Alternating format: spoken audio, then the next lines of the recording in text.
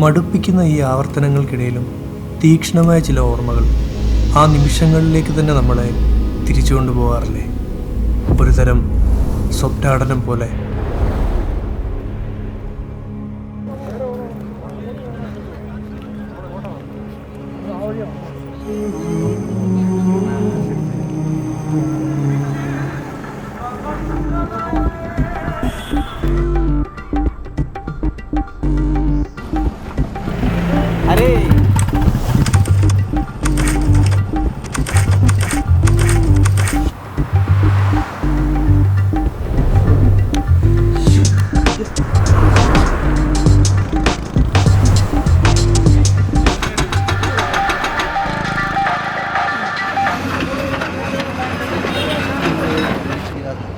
एक यहाँ पर हुआ था निगल जिसमें बस वगैरह था, 28 बंदे आना चाहिए उसमें।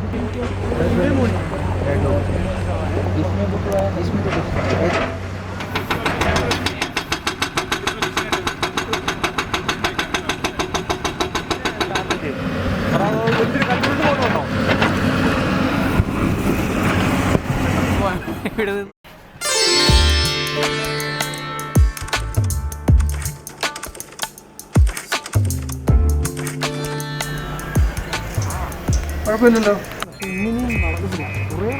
बारिश हुआ आज? हाँ जी, आज हुआ है।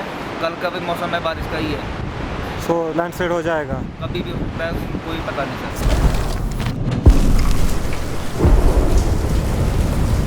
इस बार बहुत भयंकर बारिश हुई है। ऐसे नहीं है मौसम।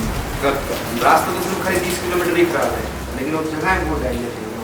स्टेबल नहीं होता है यहाँ पर रास्ता कभी भी। पर हाई रिस्क बहुत है ऊपर, काफ़ी रिस्क है। पीओ तक प्रॉब्लम आएगी, पीओ से आगे समझो तक प्रॉब्लम आएगी आपको। समझो के बाद आपको कोई प्रॉब्लम नहीं आएगी। पीओ से होगा कोई 36 किलोमीटर है बस, उसके बाद आपको टेंशन नहीं है। 1-2-3 पॉइंट आएंगे, हो जाएंगे बार बस। उसके बाद आपको इतनी अलग हो जाएगी समझो के बाद।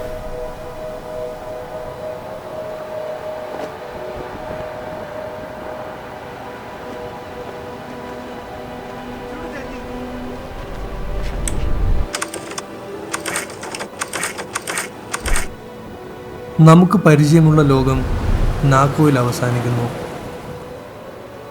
അവിടെ നിന്നങ്ങോട്ട് കെട്ടിടങ്ങളോ റോഡുകളോ മനുഷ്യരോ മനുഷ്യർക്കിടയിൽ നാം അനുഭവിക്കുന്ന സുരക്ഷിതത്വമോ അപ്രത്യക്ഷമാവുന്ന പോലെ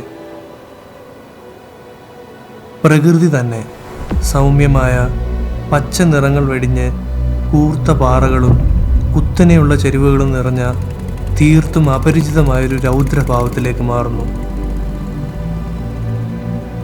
വശ്യതയും ഭയവും ഉള്ളിലുണർത്തുന്ന ഒരു പകർന്നാട്ടം.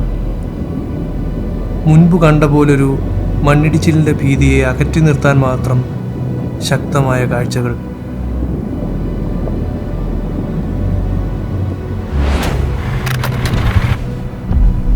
വാനം മുട്ടുന്ന പർവ്വതങ്ങൾക്കിടയിലൂടെ സഞ്ചരിച്ച നിമിഷങ്ങൾ ഉന്മാദത്തിൻ്റെതായിരുന്നു. ആ ലഹരിയും നുകർന്ന് ജന്മാന്തരങ്ങൾ ഇതിലെ അലയുന്നതാണ് മോക്ഷമെന്ന് പോലും തോന്നിപ്പോകും. തലച്ചോറിൽ സ്വാതന്ത്ര്യത്തിൻ്റെ ലഹരി വിസ്ഫോടനങ്ങൾ.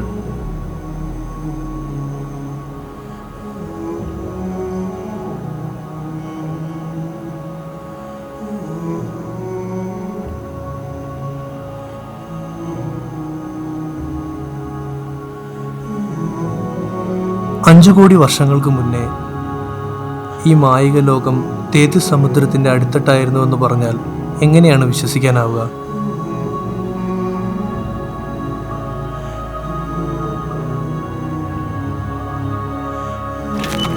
Landmass, the geological forces pushed up what would become the Tibetan Plateau and Himalayas even higher.